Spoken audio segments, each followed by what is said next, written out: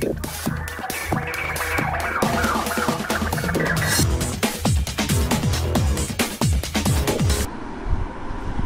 Viewers, বিনোদন জগতের সব খবর নিয়ে আপনাদের সঙ্গে এই মুহূর্তে রয়েছি আমি রিপোর্টার মিলা। দীর্ঘদিন পর সুপারস্টার শাকিব খান, ঢালিউড কুইন অপু বিশ্বাস গুলশানে শাকিব খানের বাসায় রাত্রি যাপনের সিদ্ধান্ত নিলেন।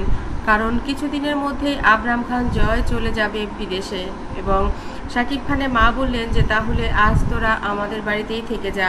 মায়ের শরীরটা ভালো নেই বলে শাকিব খানও বললেন মার আজ শরীরটা ভালো লাগছে না, মা যেহেতু তোমাকে থাকতে বলছে তাহলে থেকে যাও। সুপারস্টার শাকিব খানের কথা মতো অপু বিশ্বাস থেকে গেলেন গুলশানের বাড়িতে। হঠাৎ করেই দুজন খাওয়া দাওয়ার পর একটু চোখ লেগে এসেছিল অপু বিশ্বাসের সোফায়। মাঝরাতে রাত 2টার দিকে ঘুম ভেঙে সে দেখে যে সে সোফায় বসে আছে। জয় আর শাকিব ঘুমিয়ে গেছে তাদের বেডরুমে। একটু একটু করে মন খারাপ হতে থাকে অপু বিশ্বাসের। সে বারান্দার গ্রিল ধরে দাঁড়িয়ে অতীতের অনেক কথাই ভাবতে থাকে তাদের 8 বছরের সংসার, তাদের সম্পর্ক, তাদের প্রেম ভালোবাসা এবং তাদের জীবনের অনেক না বলা পাওয়া এবং না পাওয়ার গল্প। সব কিছু মিলিয়ে যখন তার কাছে অনেক বেশি খারাপ লাগতে থাকে তখন তার দু চোখ দিয়ে কান্না চলে আসে। হুট করেই শব্দ হওয়ায় শাকিব খান ঘুম ভেঙে যায়। ঘুম ভেঙে দেখেন জয় ঘুমিয়ে আছে। তখন তার মনে পড়ে অপু তো এ বাড়িতে আছে, ও তাহলে কোথায় ঘুমিয়েছে?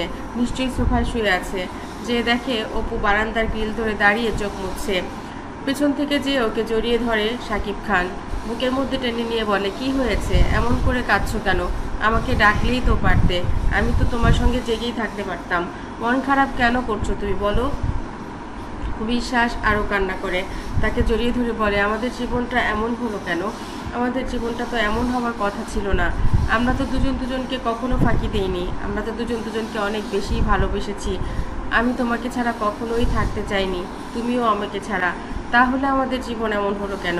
শাকিব খান বলেন, কিচ্ছু হয়নি আমাদের জীবনে। আমরা যেমন ছিলাম তেমনটিই আছি। তোমার মনে পড়ে সেই যে তুমি ছোট্টটি স্কুল পালানো বালিকার মতো চলে গেলে মার সঙ্গে শিলিগুড়ি।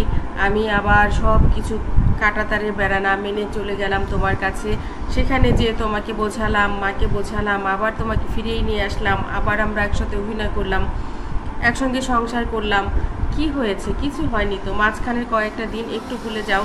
মানুষের জীবনে ভুল তো হয়ই, শয়তানও তো ভুল করে। আমি ভুল করেছিলাম, আমার সেই ভুল তো তুমি ক্ষমাও করে দিয়েছো। এই যে আমি কানে ধরেছি, তারপরেও তুমি কেন এত মন খারাপ করো? আমি তোমাকে ভালোবাসি না? অপু বিশ্বাস বললেন, অনেক ভালোবাসো, আমিও তোমাকে অনেক ভালোবাসি। আমাদের ভালোবাসার মধ্যে তাহলে কেন এত কাঁটা এসেছিল? আমি সেই কাঁটার কথা যখনই ভাবি তখনই আমার নিজেকে অনেক ছোট মনে হয় আমি বোধহয় তোমার যোগ্য নই, আমি বোধহয় কোনো ভুল করেছি, না হলে আমাদের জীবনে আরেকজন কেন ঢুকবে? এই কথা শুনে শাকিব খান বললেন, আমাকে লজ্জা দিও না। যা ভুল তা তো আমিই করেছিলাম। যা ভুল হবার আমি না দেখলে আমার নিঃশ্বাস বন্ধ হয়ে যায়। সে জয়কেই তো আমি পৃথিবীর আলো দেখতে দিতে চাইনি, তোমাকে পর করে দিতে চেয়েছি। তাহলে তুমি বোঝো আমি কোন ভুলে ছিলাম। তুমি আমার ভুল ভেঙে দিয়েছো। আর এভাবে বলবে না, বলো, আর কখনো বলবে না। বিশ্বাস বলেন, ঠিক আছে, আর বলবো না। শাকিব বলেন, তুমি আমার মনের রানী, আজকে থেকে এটাই মনে রাখবে। বন্ধুরা, ভালোবাসা এমনই। ভালোবাসায় পোকা না থাকলে ফুলে, সে ফুলের তো কোনো আসলে দাম থাকে না।